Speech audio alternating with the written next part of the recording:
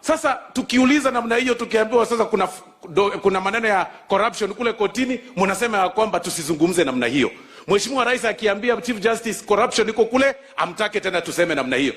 There is no way we can move this country kama hatuwezi simamisha hiyo corruption ambayo iko kule judiciary.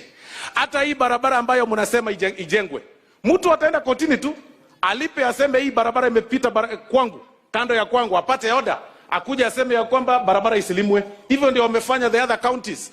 Hata hii maneno mnasema ya housing ambayo tumeanza kufanya, hii mjengo imejengwa na vijana.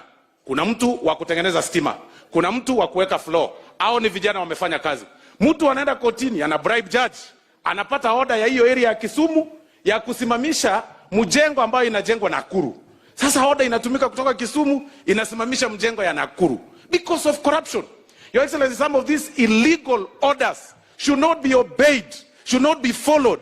Order ya kusimamisha vitu ambazo zinasaidia mwananchi, mimi nakubaliana na wewe. We ignore them, sisi tuendelee kufanya kazi pamoja bila upendeleo yoyote. Chief Whip wetu Bwana Osoro, mimi najua umekasirika ile mambo naendelea kotini, na uko na haki ya kukasirika, na Wakenya wengine pia wanakasirika.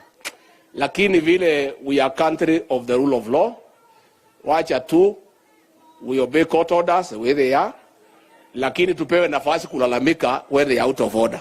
Si ndio? Because we don't obey, then we can have anarchy. But I know many people are very unhappy with what is going on.